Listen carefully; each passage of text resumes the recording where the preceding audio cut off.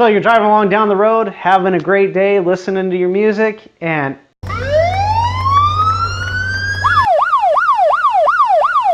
you hear the sirens, you see the lights. My day's about to get ruined. So why are we talking about this? Well, we're talking about this because this is one of the most common questions that people have who carry firearms concealed.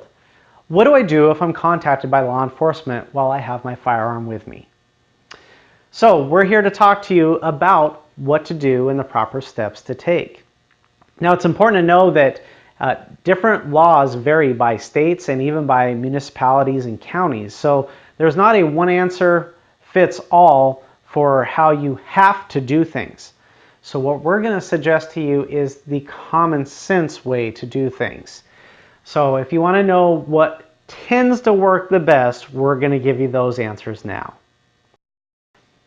Step number 1, when you see the lights and sirens behind you, you know you're going to get contacted, so make it as easy as possible on yourself. First, try to be as polite as possible. It doesn't matter if you think you were doing anything wrong or not, you're going to get talked to, and so you want to make it as easy on yourself as possible. And the way to make it easy on yourself is to make it easy on the law enforcement officer that is now about to contact you. So the first thing you can do is keep your hands at a 10 and 2 position up on your steering wheel. And if you can muster one up, get a smile on your face. Oh, hello, officer. I'm sorry, was I doing something wrong? That's usually a good approach to kind of mellow the situation from the start. And the first thing is having your hands on the wheels lets that law enforcement officer know that you are not intending to be a threat with anything. Because A, it shows goodwill to have your hands up here out in the open where he can see them, and B, if he did try to do anything, he'd be able to see the quick movements really quickly and react to them. So this is kind of a comfortable position for you to be in for the officer's sake. So again, if you're looking at him, talking, or her, and discussing what's going on there, he or she may ask you for your driver's license, which is probably going to be the case. Now this is the point where you can do yourself the biggest favor. Before making any movements, simply state, "Officer, just so you know, I do have a concealed firearm on my person and I also have a permit for it." By doing this, you are letting that officer know that you have a firearm either on your person or in the vehicle. You're also letting that person know that you are lawfully licensed to have it. Now, does that mean that just because you said you are licensed? Well, of course not. But you've now put it out there.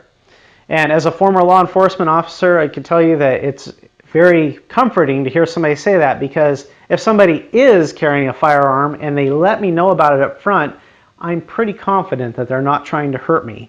So if they're letting me know, they're probably letting me know so that I can feel comfortable. And that was my experience and most of my counterparts as well. So again, what you want to do is just let them know you have the firearm, you're licensed to carry it, and then let them proceed from there. Now from there, they have options. They may direct you to, okay, where's it at? Go ahead and keep it there. For instance, if it's in your glove compartment, okay, just don't touch your glove compartment for me. Or they may say, oh, it's in your glove compartment. Okay, could you do me a favor, maybe with your offhand? Are you left-handed or right-handed? Oh, I'm right-handed. Okay, with your left hand, could you reach into that glove compartment, pull that firearm out for me, point it away from me, and hand it to me, please? And that may be an option as well. Or they may ask, oh, where is it on your person? Oh, you know, it's on my hip or it's on my ankle. And again, they may ask you, just don't make any movements for that area. Or they may ask you to, in a certain manner, retrieve that firearm in a way that makes them feel safe and keeps you safe as well. What you don't want to do is take your hands off the steering wheel and say, oh, by the way, officer, I have a firearm. This is bad. I know it sounds silly, but a lot of people unintentionally do this. They get a little nervous in the moment and they say, hey, I've got a firearm, and they reach to show the officer the firearm. Obviously, this can lead to a really bad situation. So it's very important that when you get contacted by law enforcement, you are direct and upfront, letting them know you have the firearm, letting them know you're licensed to legally carry it, and then follow their directions, because they may have a different protocol based on where you're at, which county, which city, which state, and they may have a different comfort level as a personal officer. One officer may be comfortable with you keeping it on while they conduct the rest of their traffic stop.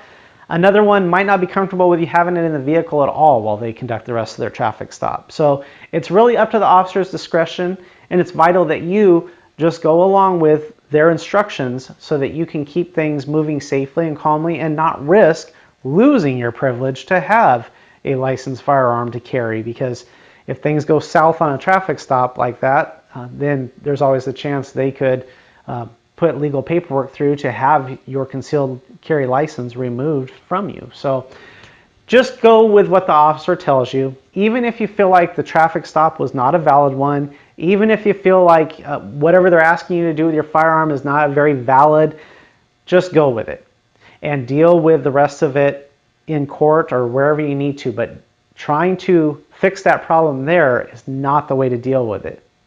There's an old saying in law enforcement, and that is, you're never going to talk your way out of a ticket once they've decided to give you one.